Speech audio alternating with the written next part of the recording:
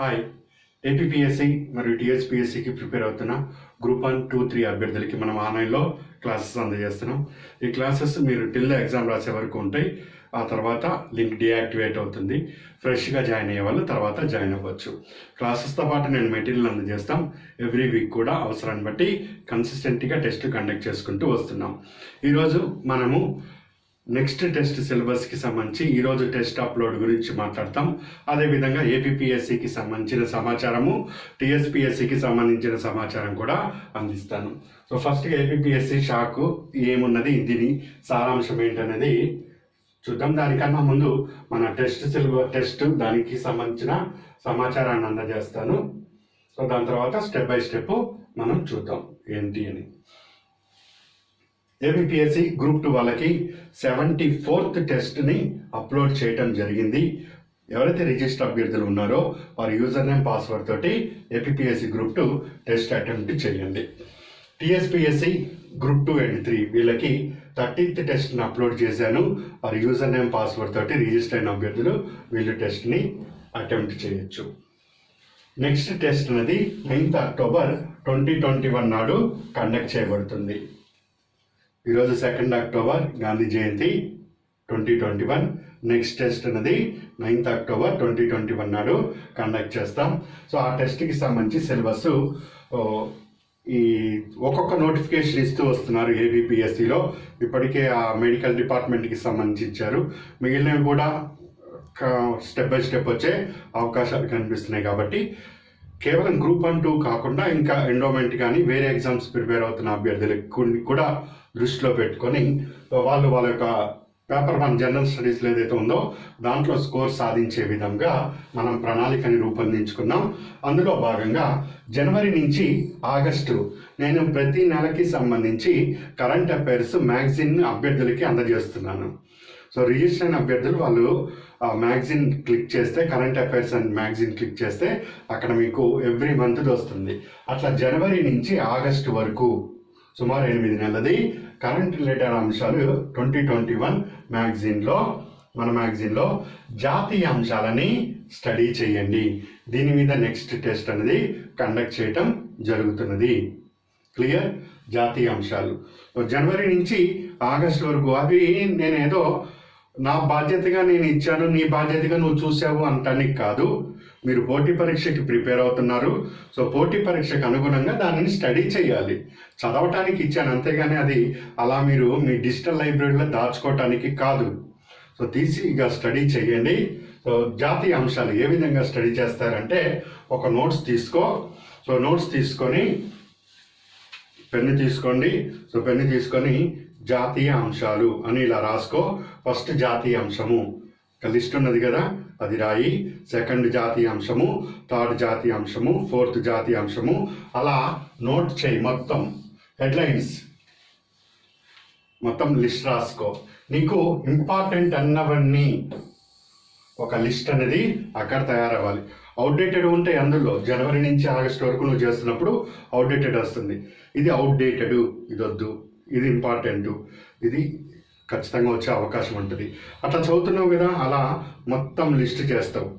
నీకు ఒక 200 అంశాలు, 300 అంశాలు లేదా 50 అంశాలు ఎన్నో నీకు నచ్చిన ఇంపార్టెంట్ అంశాలన్నీ కూడా ఇక్కడ ఒక లిస్ట్ అనేది తయారవుతుంది. ఇప్పుడు ఒక్కొక్క లిస్టులో ఈ లిస్టులో ఇంపార్టెన్స్ ఏంటి, 112వ రాజ్యాంగ సవరణ బిల్లు. రాజ్యాంగ సవరణ బిల్లు అంటే ఏంటి? సో పాలిటీలో ఇక్కడ నుంచి ఇట్లా క్వశ్చన్ టచ్ అవుతుంది. సో ఈ సవరణ బిల్లులో ముఖ్య అంశం ఏంటి, సో దేనికి సంబంధించింది, అట్లా అందులో నీకు ఏది ఉందో దాన్ని స్టడీ చేసుకుంటావు. స్టడీ చేసిన తర్వాత ఒక టిక్ మార్క్ కొట్టుకుంటావు. సో ఇట్లా నువ్వు దీని మీద వర్క్ అన్నది చేయాలి. సో జాతీయ అంశాలు ఈ ఒక్క హెడ్లైన్ని తీసుకొని సో దాన్ని నువ్వు ఈ విధంగా కవర్ చేసుకుంటూ రా. వాట్ ఈజ్ వాట్ అని వర్క్ చేసుకుంటూ రా. ఇది నీకు ఇప్పుడు గ్రూప్ 2 అఫ్కోర్స్ తక్కువ పోస్టులు ఉండొచ్చు, కానీ నేను ఏదైతే ఈ స్ట్రాటజీ చెప్తున్నానో అది చాలా చాలా ఉపయోగకరంగా ఉంటుంది. నీకు ఒక పోస్ట్ రావడానికి కావాల్సిన అన్ని అవకాశాన్ని ఇది కనిపిస్తుంది. ఈరోజంటే తక్కువ వచ్చింది. నువ్వు ఏదైతే ఈ ప్రిపరేషన్ మెథడ్ని డెవలప్ చేస్తున్నావో అది మిగిలిన ఎగ్జామ్స్కి ఉపయోగపడుతుంది. అఫ్కోర్స్ నెక్స్ట్ నోటిఫికేషన్లో భారీ వేకెన్సీస్ ఉంటే అక్కడ కూడా యూజ్ చేయొచ్చు. ఎనీవే ఇప్పుడు ప్రస్తుతానికి మాత్రం దీన్ని ఇట్లాగే వర్క్ చేయి. క్లియర్? ఇది గ్రూప్ 2 తెలంగాణ మరియు ఆంధ్ర ఇద్దరికి సంబంధించిన అంశము. నెక్స్ట్ గ్రూప్ 1కి సంబంధించి people's plan campaign 1, 2 district hospitals performance by Niti Aayog, next digital machine, తర్వాత కోఆపరేటివ్లో కొత్త పాలసీ యొక్క ప్రాధాన్యత ఏంటి, ఇవి గ్రూప్ 1కి నెక్స్ట్ మన టాపిక్స్. ఇక నువ్వు చూస్తే పీపుల్స్ ప్లాన్ క్యాంపెయిన్ 1, నెక్స్ట్ నీతి ఆయోగ్ వీళ్ళు రిపోర్ట్ రిలీజ్ చేయడం జరిగింది. డిస్ట్రిక్ట్ హాస్పిటల్స్ ప్రతి జిల్లాలో మీకు డిస్ట్రిక్ట్ హాస్పిటల్ ప్రభుత్వ ఆసుపత్రి అని ఉంటుంది కదండి, ఆసుపత్రులు ఏ విధంగా పర్ఫార్మెన్స్ చేస్తున్నాయి అనే అంశం మీద నీతి ఆయోగ్ వాళ్ళు రిపోర్ట్ని రిలీజ్ చేశారు. అసలు వెరీ ఇంట్రెస్టింగ్ ఫ్యాక్ట్ అని మీరు ఇక్కడ అబ్జర్వ్ చేస్తే 1,00,000 మంది జనాభాకి according to Indian public health standards 2012 Indian public health standards ప్రకారము 2012లో నిబంధనలు రూపొందించారు.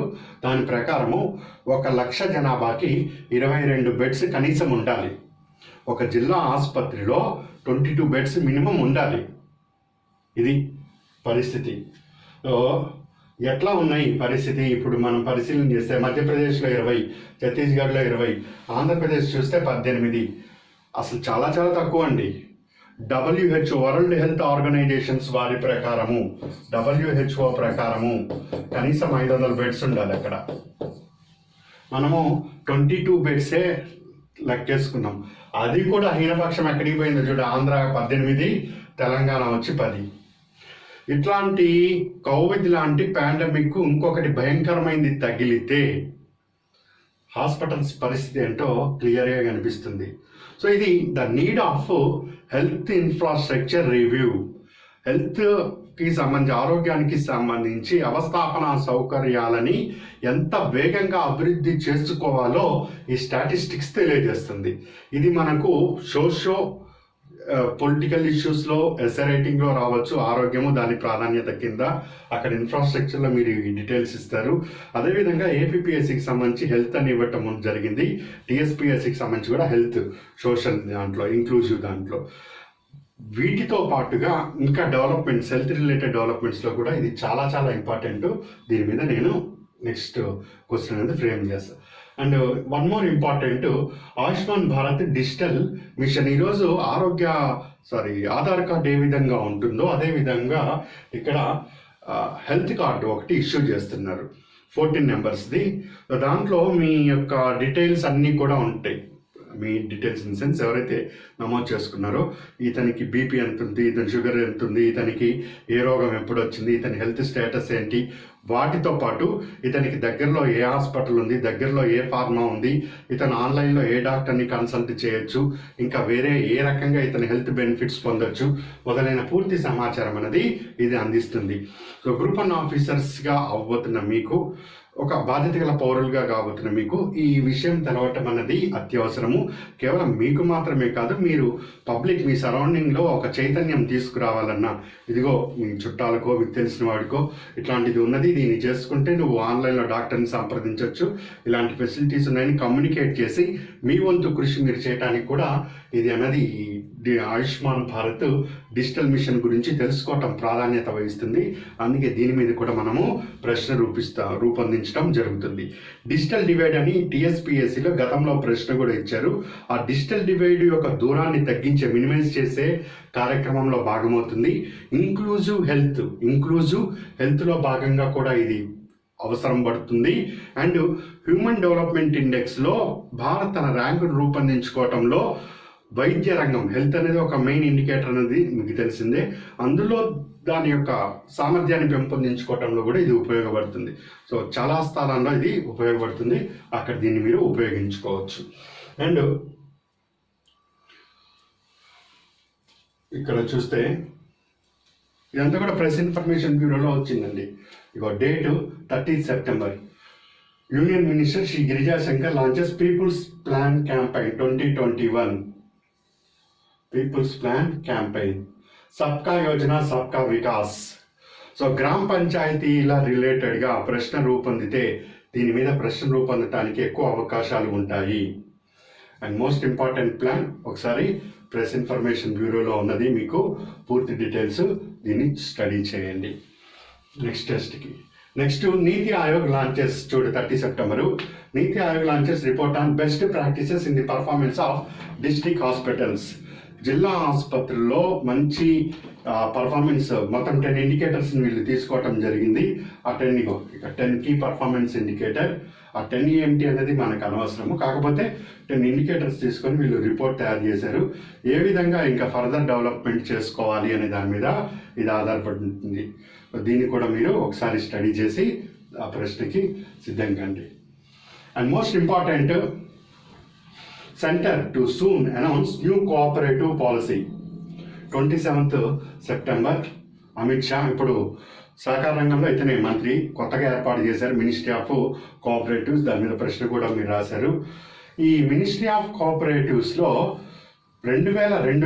2002లో దీని మీద పాలసీ అనేది రూపొందించబడింది. దాని తర్వాత ప్రస్తుతము నరేంద్ర మోడీ గవర్నమెంట్లో చూడండి, earlier A policy was bought in 2002 by the then Prime Minister Atal Bihari Vajpayee. Now the Modi government will start working on new policy.